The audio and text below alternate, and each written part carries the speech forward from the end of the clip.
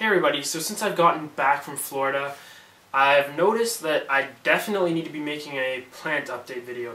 A lot has changed while I was gone. I'm really surprised. I have plants that have flowered. I have sphagnum moss that has started growing from dead moss, which I didn't get to describe in my How to Grow Sphagnum Moss series because I'd never done it before successfully. Now I can show you that that is possible. It takes a really long time, but I'll show you that in the video.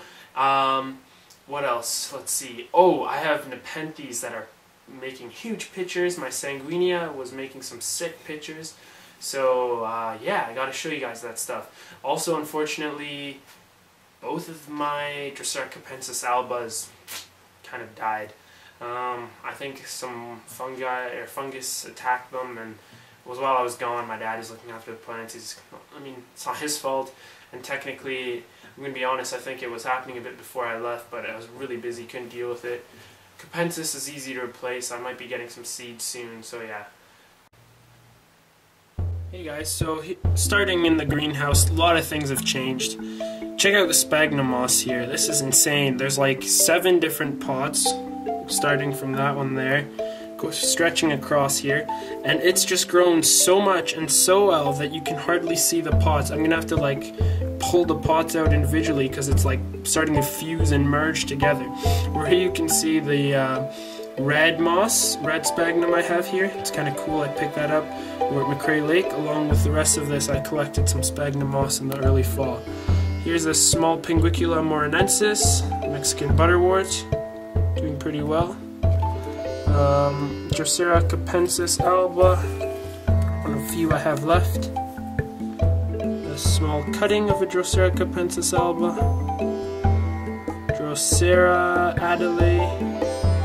alicae.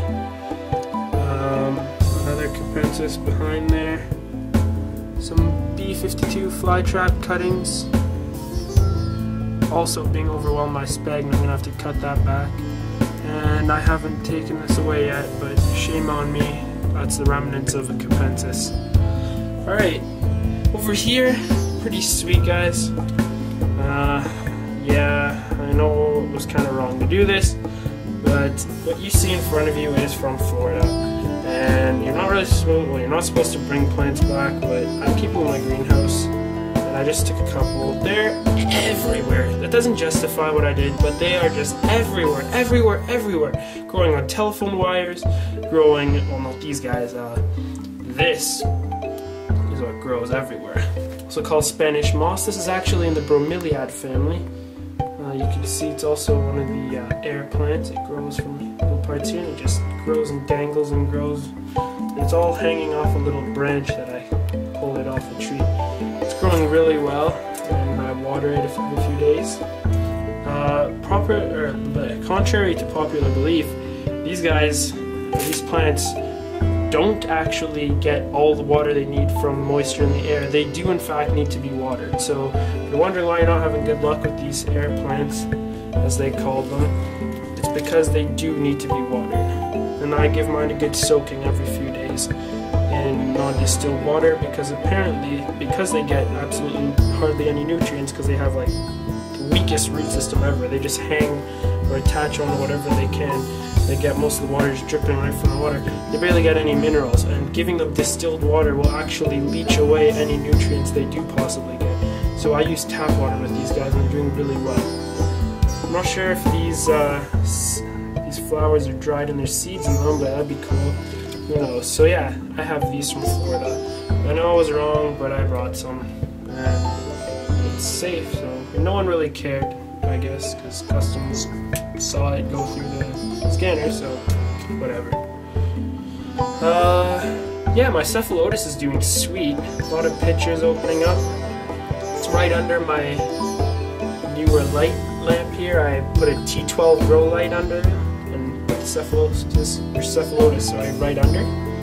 Leaves are growing less large and flimsy than before. Pictures look good. They're starting to get some red color on the lips, the rims of the picture, and you can see that there are new pictures coming from the center of the plant. So it stopped growing leaves for photosynthesis. It's ready to catch some food. Next, I have another mango seed growing, but check this out, guys, it's sick. One of my lychees is growing. This is a lychee seed, and it just started growing, just started sprouting. Over here, the larger Pinguicula morinensis is doing sweet, and I just noticed it's taken a long time, but my Nepenthe cuttings are starting to grow some roots, finally, which is sweet because they are taking up a lot of room in this greenhouse, and I need to start moving things out. Yeah, like they all have a few roots, or maybe this one doesn't. Whatever. Most of them have quite a few roots. You can see, and the one back there does too, as you can see over there. Let's see. Whoops.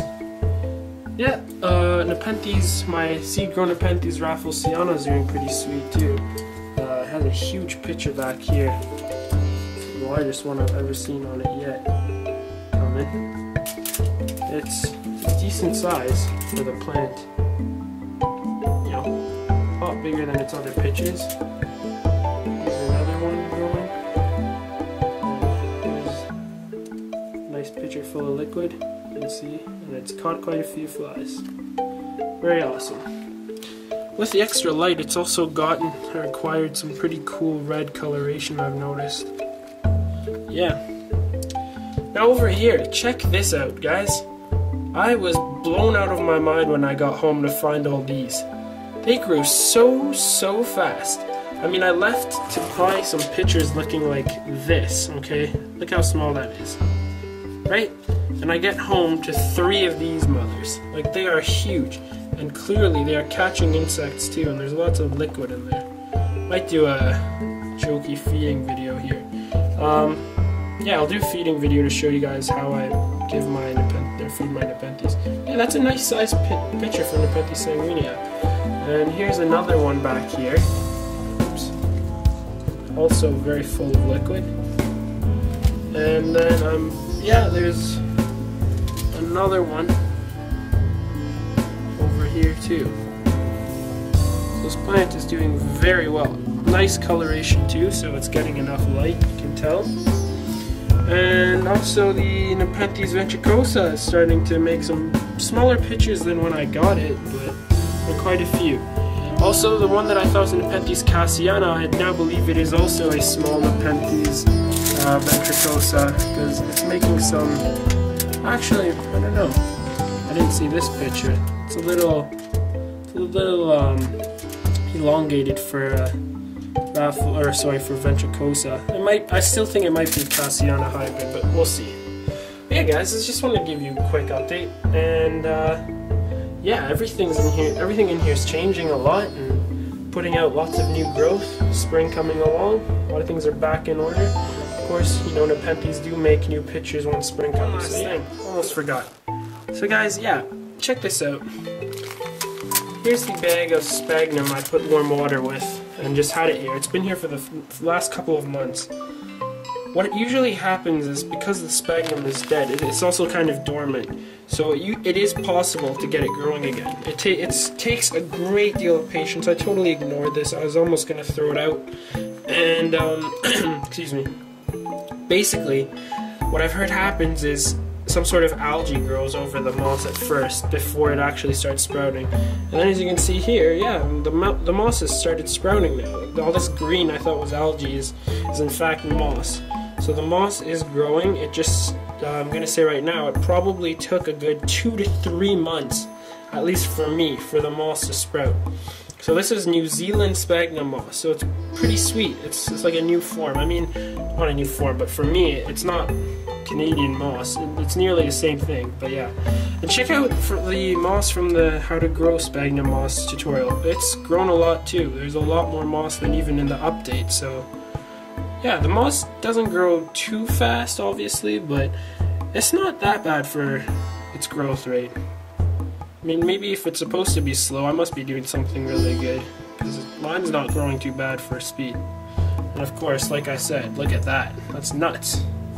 So yeah, guys, thanks. I hope you enjoyed this plant update video, My goodness. I totally forgot to show you guys this last thing.